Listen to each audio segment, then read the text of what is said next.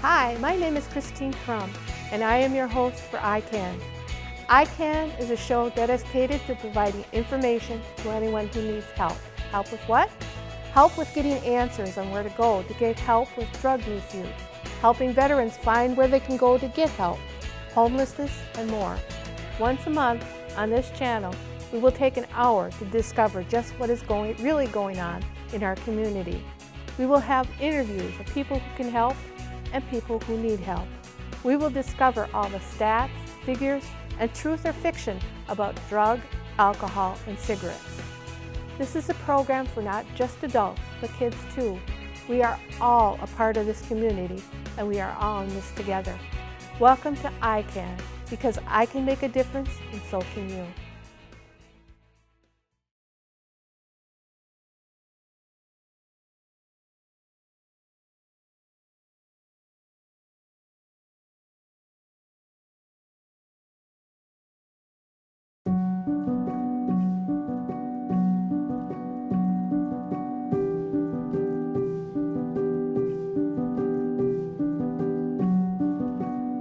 You go from working the internet to casinos to bars to walking down the street. It can be anywhere. I've seen it happen actually in county markets.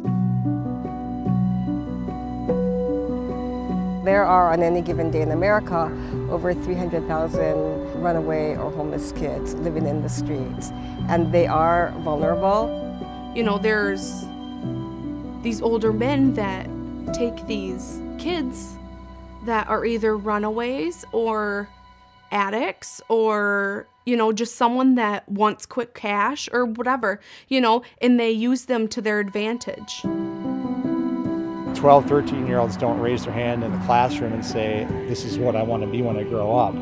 Okay, somebody pushes them into that. And it's so out there, but everybody just closes a blind eye to it because nobody wants to admit that, oh yeah, we got a problem too. Human trafficking is happening here. Before this, I thought trafficking was in foreign countries or maybe New York or California or maybe in Mexico for farming or something. I mean, not in Wisconsin. It can happen in somebody that goes to church. It can happen in a middle-class family or upper-class family. It can happen in all regions. This isn't an urban or a rural problem. It's everywhere.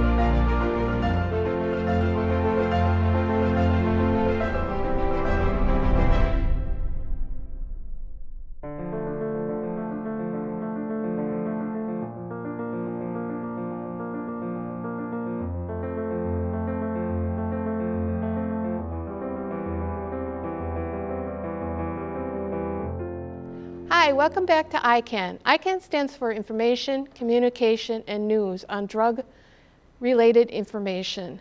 Today we have Suzi Schoenhoft from New Beginnings. Welcome, Suzi. Why do I keep calling you Lisa? Welcome, Suzi. Can you tell us how New Beginnings began? Sure. So we are in our 45th year. It's our 45th year anniversary. Okay, cool. And back in 1977, a task force was created in Walworth County, primarily made up of what they used to refer to women as battered women, law enforcement, health and human services, and some clergy. Okay. And within that first year, they received approximately 500 calls. Wow. And so it was at that point that they decided, boy, we really need to do something. And it was in 1978 that New Beginnings, which was called APFV, or Association for the Prevention of Family Violence, back then. That's a long name. That was the name. It is a long name. And they became incorporated on June 23rd, 1978. As New Beginnings? As APFB. Okay. In 2018, we changed our name to New Beginnings. I like New Beginnings. It's a good name. Thanks. Have domestic violence and sexual harassment, has that increased a lot over the years? It's reported more. I'm not sure that it's increased. Our numbers have increased, that's for sure. I think part of that is because people know that we're there now. We've been in Walworth County for 45 years, and then in 2018, we actually came into Jefferson County. Initially, we started with domestic violence services only, and as we received more and more calls for sexual assault, in 2001, we began offering sexual assault services. And then between 2012 and 2017, we added stalking, harassment, and human trafficking. Okay. So in 2018 is when we changed our name and opened up in Jefferson County. Okay, and has human trafficking been a part of that also throughout the beginning, or just within the last few years? Since 2017. 2017. So New Beginnings typically responds to the needs in the community, and when we begin getting more and more questions and calls on a certain victimization, that's typically when we add it to our core service areas. Okay. When someone comes to New Beginnings, what do you offer them to help them? A lot. So we offer walk-ins. So if someone's in a crisis, we have a 24-hour crisis line that's linked with Health and Human Services. We also accept walk-ins during our office hours. We provide personal advocacy, legal advocacy, medical advocacy. We have counseling with licensed therapists. We offer support groups for domestic violence, sexual assault, LGBTQ kids, as well as support to caregivers of LGBTQ kids. We offer a Spanish-speaking group as well, a teen group, and a children's group. We also offer assistance with crime victim compensation, with the Safe at Home process, which is change of address for safety issues. We do offer financial assistance, limited financial assistance, and limited emergency shelter. So we do not have a shelter, but we will offer safe respite for those who are fleeing a domestic or dangerous situation. So are there any shelters in the area that they can go to? There are some. House of Peace is out here in Jefferson County, and we work real closely with them. Primarily would have to go to another county. There's nothing DV specific or domestic violence specific in Walworth or Jefferson County other than House of Peace. Okay, so how many people, well, not how many, how is homelessness involved in this? Is it involved in a lot? Well, in the homeless shelter in Walworth County, approximately 40% of the residents living there are fleeing domestic violence. Okay. So there's a tremendous amount of crossover that we see between domestic violence and homelessness. Wow. What changes have you seen within our community since you began? I began about a little bit better than 3 years ago, and what I've seen is that the more that we can educate people and let them know that we're there, the more that people report, whether they report to law enforcement or a hospital.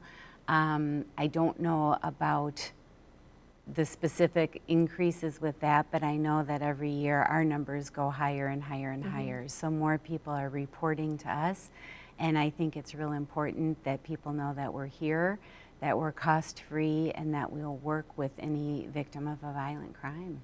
And with this service, do you think it's helped change the area more, given people more hope? I sure hope so. Yeah, we, last year in 2022, we did 143 presentations. So awareness, education, prevention, presentations, and I think the more that we get the word out there, I do think it is helping, and I do think that it gives people hope that there's somewhere that they can go. It's a safe place to receive the assistance they need. And is a lot of these problems drug-related also? There's a lot of crossover, for sure, particularly with the human trafficking. That's one of the tools that traffickers use are drugs, and they'll get people hooked on drugs. With sexual assault, we've seen a trend in the last 5 to 10 years. A lot of the sexual assaults occur because people have been roofied, as they call it on the street, or drugged. So drugs play a huge part in violence. When under the influence of a substance, your thoughts aren't what they would be if you were sober, and some bad choices are made.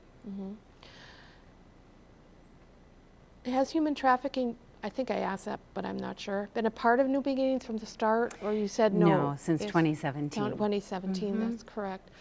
And you said it's because you've gotten more calls about it, and more people have been... There was a need in the community, so the more calls that we received, that again, that's when we decide to add or expand our services. The numbers aren't huge for us. In the state of Wisconsin, all 72 counties have experienced human trafficking and human trafficking cases. Last year in 2020, there were approximately 97 reports of human trafficking throughout our state.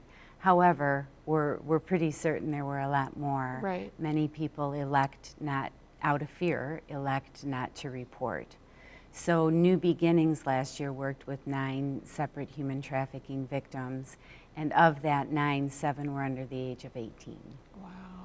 And what did you do to help them? Well, safety. Safety is always first, ensuring that any individual that comes to us is safe, gets to a safe place, stays in a safe place. We're very fortunate. We have private funding from a local foundation who offers us money every year to work solely with trafficking victims. And so we have the liberty to be able to offer them some financial assistance.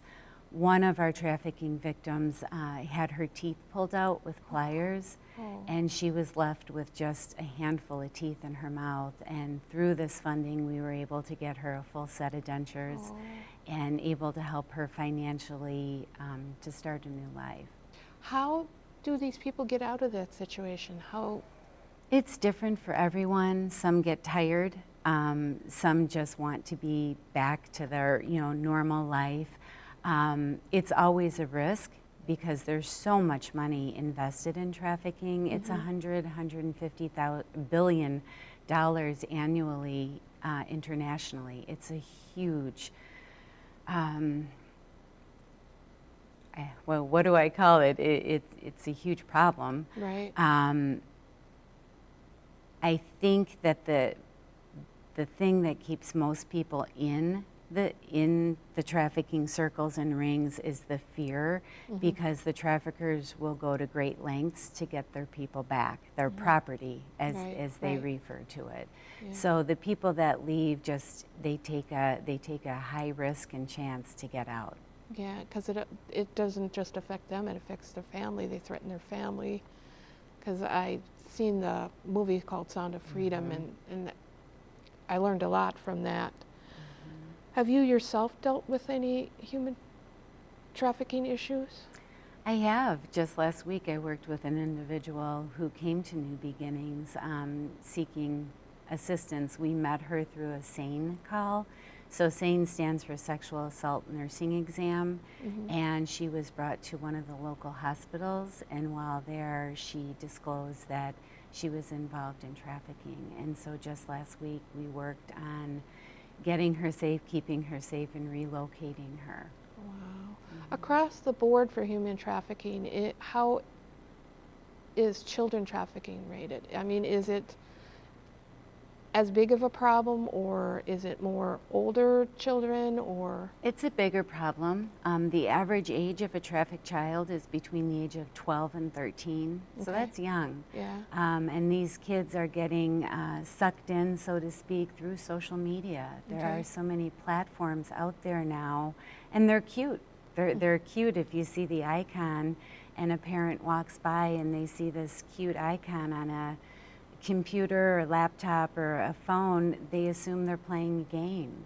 And so a lot of parents don't recognize that that's the entrance into some of the platforms where the kids they start their grooming. They start the grooming through At the end of the social show, can you can you send me that information Sure. so we can share that? I'd be happy to. So we can spread out the news. Sure.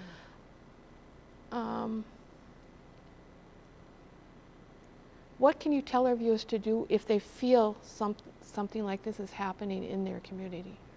To get help, whether it's with New Beginnings or another service provider, Health and Human Services, the police, get help. Help is out there. The problem of trafficking has surfaced, so people are more aware. Police departments are aware, Health and Human Services, hospitals, service providers such as New Beginnings. We're all ultra aware of the signs of trafficking and the importance of keeping people safe.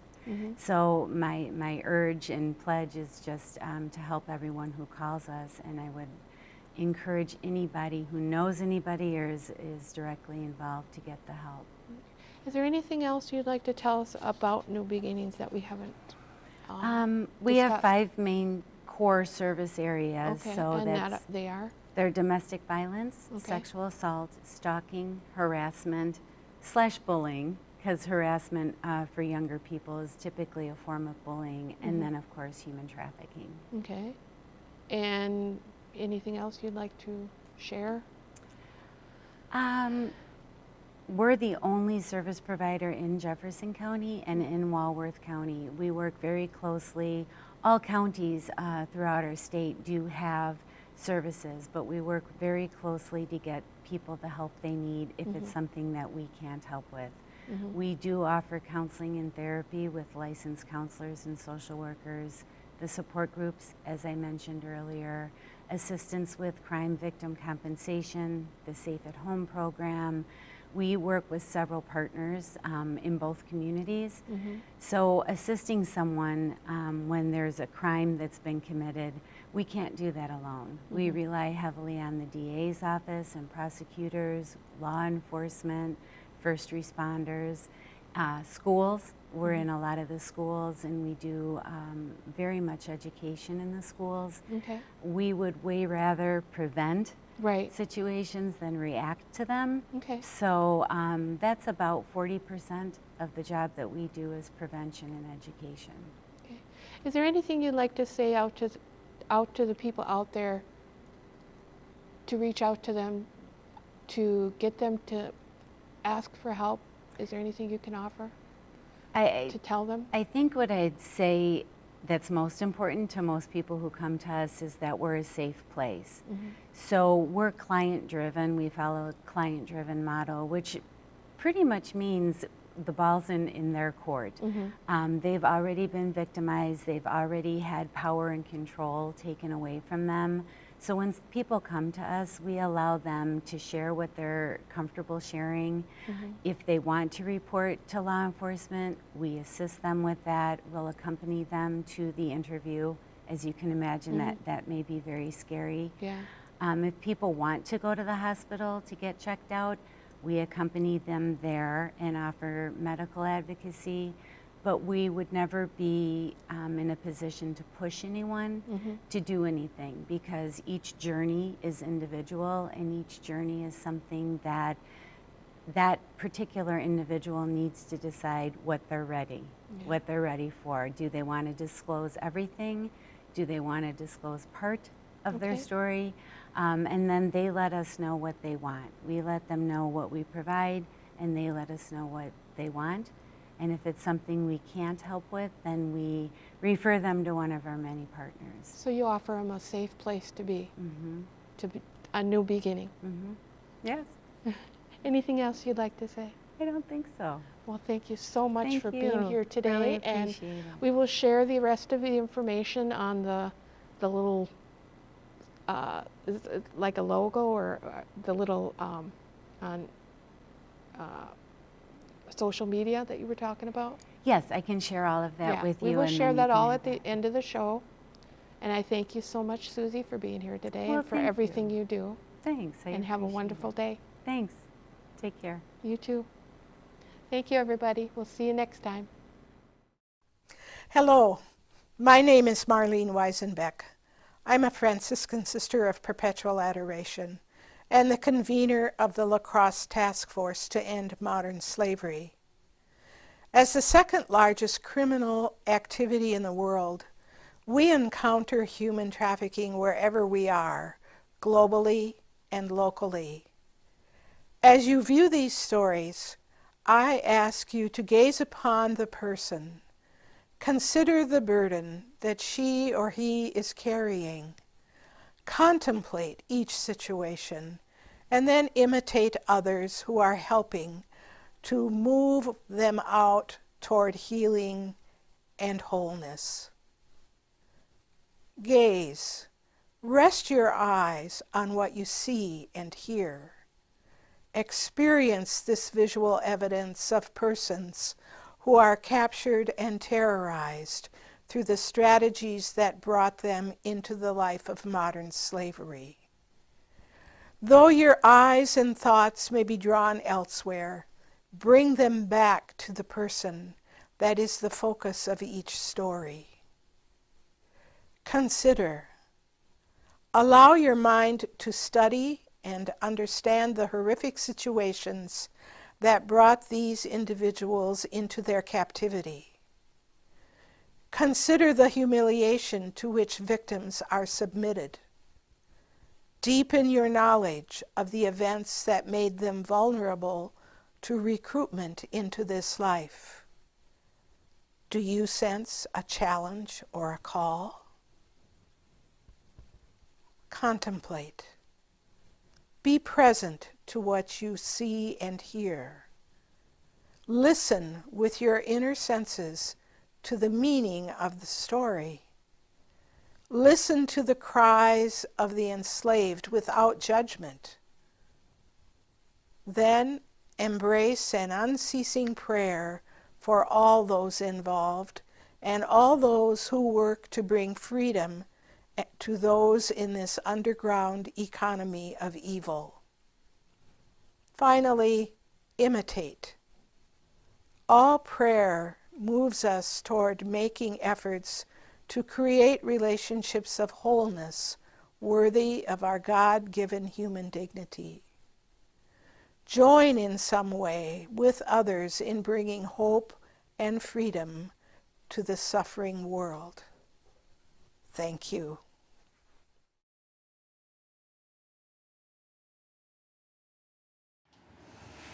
I had a pretty good childhood. We were a middle-class family. My mother was a very devoted Catholic, and she encouraged us to use our creativity. She had a lot of structure and rules. So it was really fun when my dad came around, and he played games with us and tickled us. He was a lot of fun to be with. I felt like I was on top of the world when I was with my dad.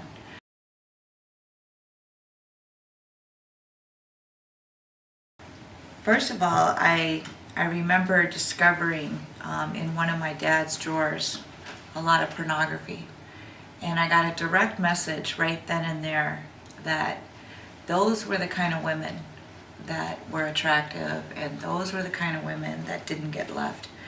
When I was 12 and my parents got divorced, I took that extremely hard, and I blamed my mother, and I thought it was all her rules and structure that drove my dad away, and he left her for somebody that was more promiscuous, more, I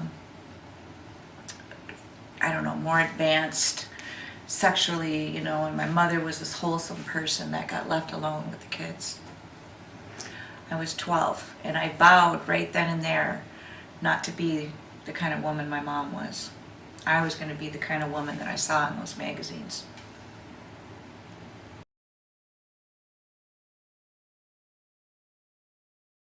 My parents got divorced. I went through a couple years of just being totally incorrigible. My mother was trying to get help from different programs.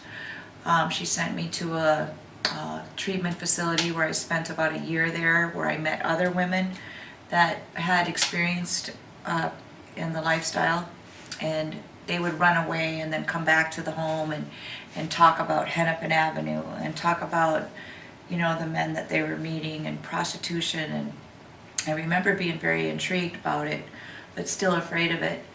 And when I was 14, I ended up running away from home, and I was still very angry with my mother. And within 48 hours, I met my trafficker. I went to that area, that blocky area that I had heard about, and that's where I met my trafficker.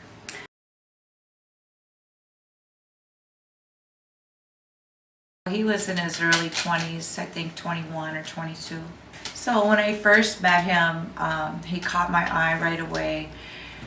He was so popular and so charismatic, and everybody liked him. People shook his hand everywhere we went. He brought me into bars. I felt all grown up, and I didn't have to listen to my mom anymore. And he reminded me of my dad. He was a lot of fun, and he made me feel like the most important person in the world when I was with him. My recruitment period took a couple months. So during this time, like I said, he was bringing me to bars. He was also bringing me around other women in prostitution. We would drive in his car, and he would point out the girls that were working on the street, and he'd ask me, well, what do I think about them and what they're doing? And I remember thinking, that's terrible. I would never do that. Those girls are nasty. They're, well, anyway, I just remember him saying, well, I actually respect those women. I think it takes a strong woman to do what they're doing. They're supporting their man, taking care of their families, and that's the kind of woman I need in my life. I'm looking for a strong woman. And I remember thinking, oh my God, what if I'm not the one? What if I'm not strong enough? You know? Yep, and he was bringing me around women in prostitution, glorifying the lifestyle, listening to music that, you know, promoted prostitution. I saw all the money. I got a lot of pressure from other women in prostitution. You know, his brothers were traffickers, and they all had women that were in prostitution, and getting all this pressure from people. But I still wouldn't do it. It took a few months, and then that's when he decided I was ready for initiation into the lifestyle. We stayed with different people, like his brothers, and I think at one point he had a square girlfriend is what we called him. She was a girlfriend, maybe what they call a bottom bitch now. Okay. So somebody that kind of held him down, kept him with a place to live, a car to drive, but I don't think she was in prostitution. She had a regular job. But she played a role in kind of like a mother role to me. She would talk to me about my period and what kind of sex acts I was going to do and how much to charge.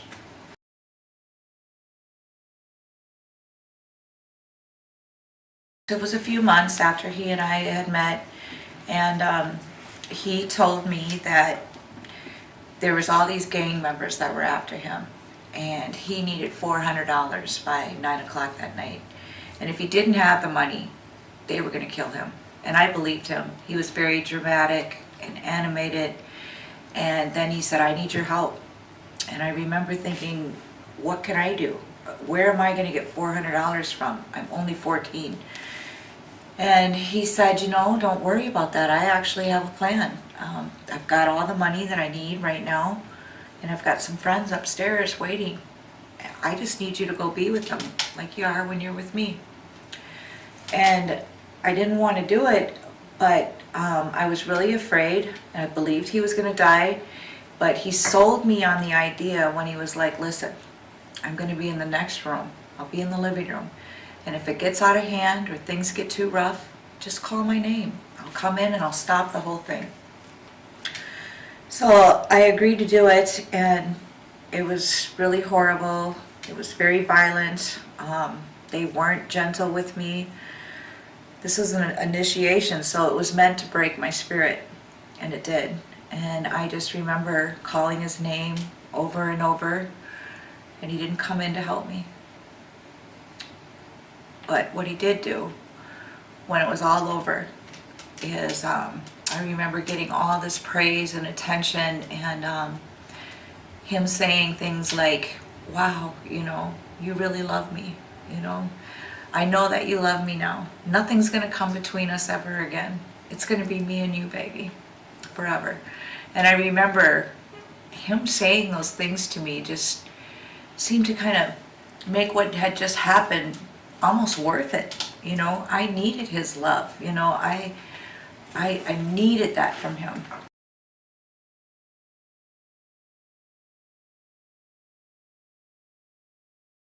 Well, it didn't take him that long afterwards to get me into the street, you know, onto the street where I turned my first trip. And, you know, he had people to kind of help me process through everything. You know, I learned from other women about ways that you can help yourself disassociate, where it's not that bad. You know, I learned about condoms, and I learned about, you know, I was told things like, well, now you're in charge. Now you get to say who and when does what to you. You're the boss. You're going to control the situation. You know, so I thought I was in control. You know, now I'm getting all this attention from being able to manipulate men and using my body to get men to do what I want them to do, you know. And I was told over and over again that you're born to do this. You're a cold piece. This is what you were born to do. You know, he would say things like, yeah, I got a stallion with me on my team now. And so now I'm learning that all my self-worth comes from how much money I made that day. All my self-worth is coming from my sexuality, from my vagina. And it's a brainwashing that happens. There's a reason traffickers go after children, is because they can brainwash them. And that's what was happening to me. So even though I hated doing what I was doing it for him, because it pleased him, because I believed I was damaged good, but I was good for one thing. I was good for that.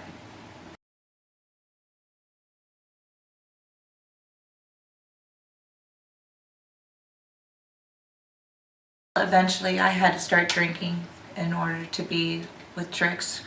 It made me friendlier, and then eventually I ended up having to use drugs so I could numb and forget.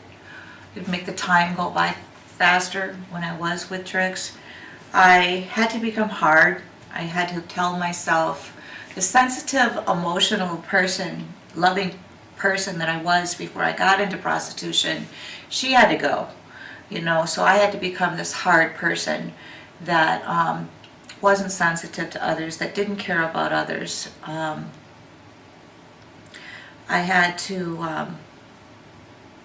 learn how to just be tough and get through stuff and not think about it. I had to disassociate from the act like I wasn't really there, any means necessary.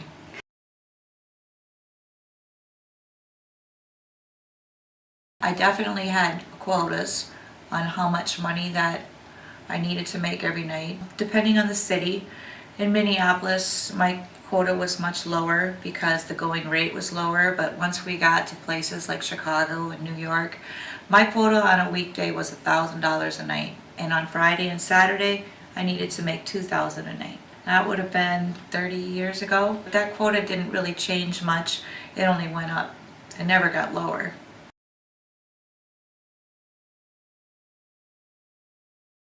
That would mean I'd have to work during the day the next day and no sleep.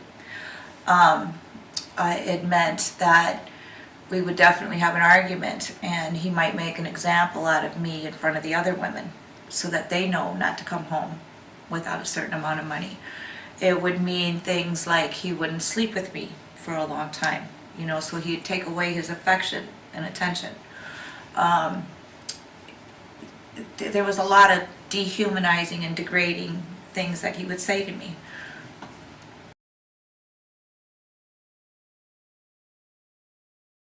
I was involved in every form of prostitution that there is, except pornography.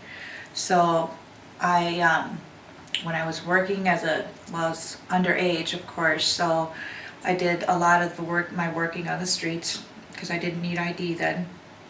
In Minneapolis, it was Lake Street, Nicollet, University. My quota might have been about $400 a day. Then it was, he would take, once we saved up a certain amount of money, we would go to Chicago. And then we'd probably stay there about 3 to 4 weeks. And I'd work the streets in Chicago until we saved up enough money to go to New York. And then once I got to New York, I worked right around all the big hotels in New York, the Upper East Side, well, 50th and Park, 50th and 6th Avenue. It was actually a street called Avenue of the Americans, and we called it Minnesota Street because there were so many girls from Minnesota there.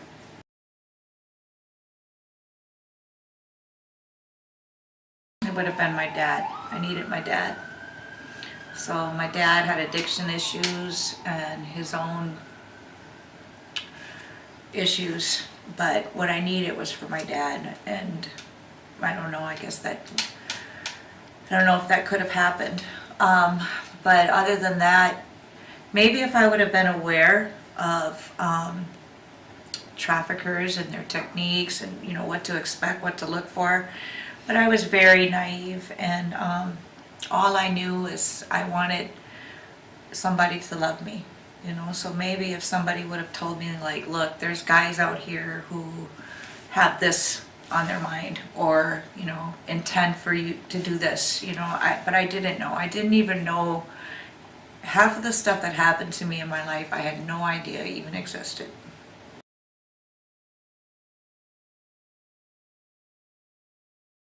One of the things that I really think people need to know is that, you know, I really believed that I chose prostitution because I'm the one that ran away from home.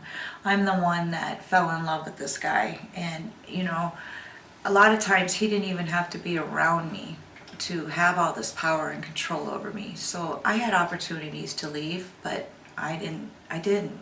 And so what I would want people to know is that women don't choose this. You know, this is something that happens to them, and they are victims, and we shouldn't be criminalizing them.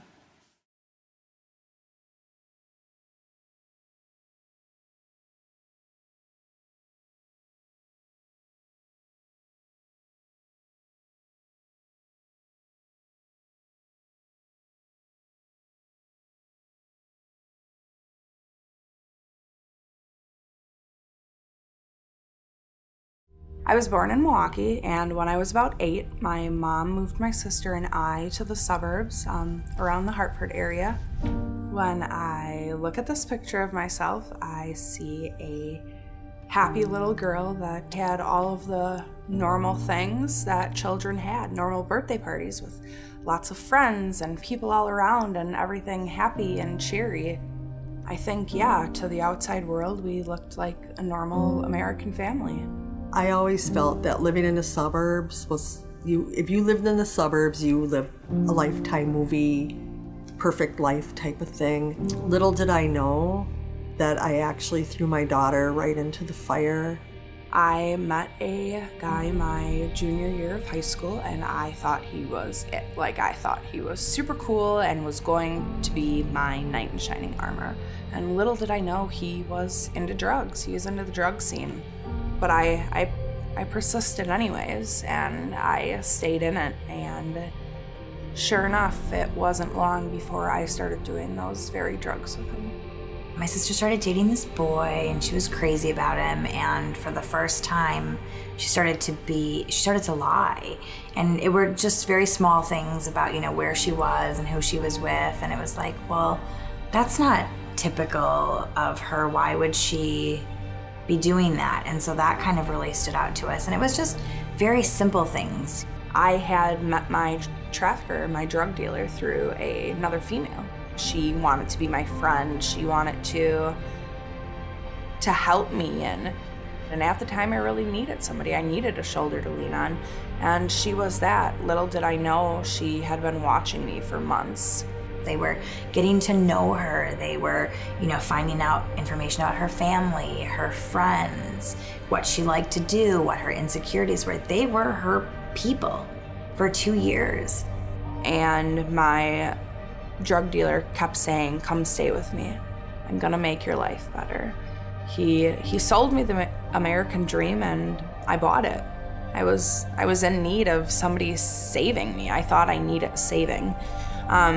So by the time I got to his house, had him pick me up, he took my identification and social security card. He had everything. He promised me, just little things like going shopping to get a new wardrobe, or, a car, or my tickets paid off.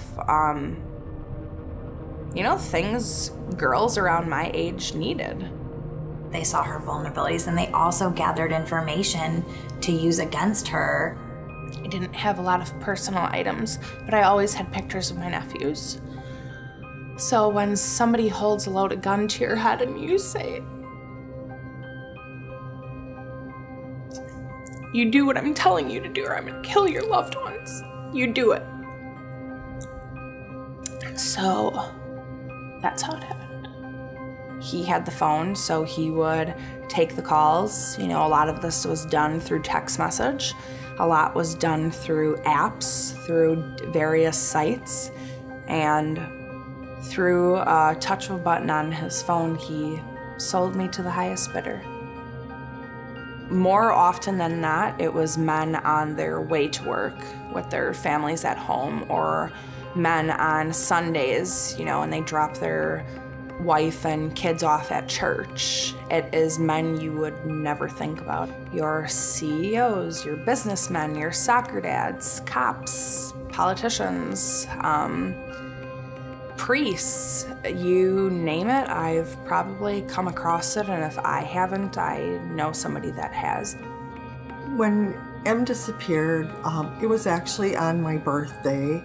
She had called me to wish me a happy birthday, and then she told me that she had gotten a job to be a nanny in St. Louis, and she was going down there, and the whole thing just didn't set right with me.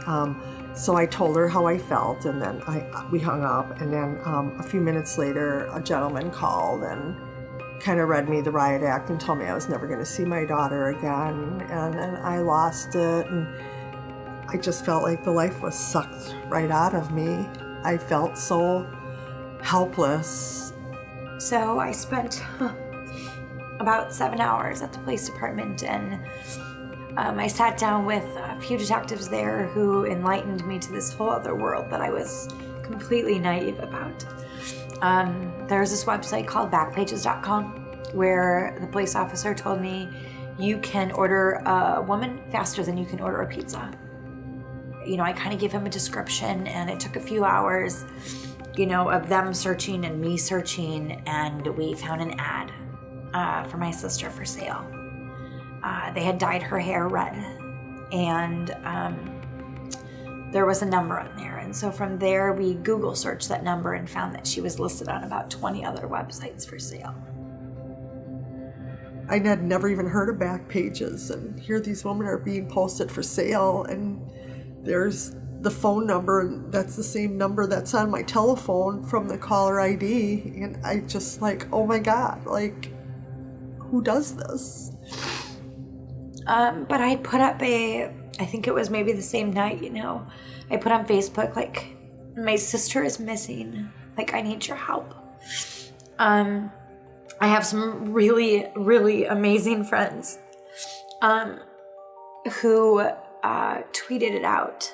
After a certain point, I had realized that they were looking for me because there were missing persons posters up and a Facebook page, but I was hiding in plain sight.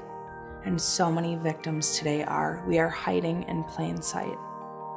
There were multiple times that I knew I wanted to get out of the life, that I needed to get out of the life, but I didn't know how, and I didn't want to be dope sick, and I didn't want to go to jail. I was scared. I had went into a store and stole a bunch of hygiene products, and it was almost like I did it intentionally to get caught. The female officer came, and I turned around and put my hands behind my back and said, "I'm ready. You can take me." And she's like, "What are you doing?" And I said, "I'm making your job easier." Because I knew I was getting arrested.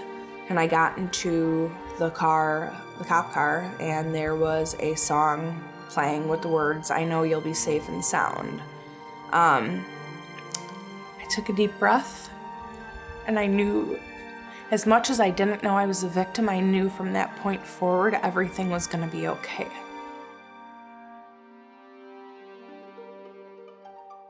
There is not a single county in our entire state or our nation that has not been affected by sex trafficking. Sex trafficking does not discriminate. It does not look for where you have come from, how you grew up. There are no boundaries. I am proud to be able to say that I have trained over 2,500 professionals in our community throughout our state. These are people who are going into homes that need to know what to look for. Multiple people living in a situation, not enough beds, too many people, women who are bruised. I want people to be able to talk about it openly. I want people to not be judged who have been through it. And I want parents to know that it can and will affect your family if you do not become educated. And if I can change one person's life, one person's perspective, that means I did my job.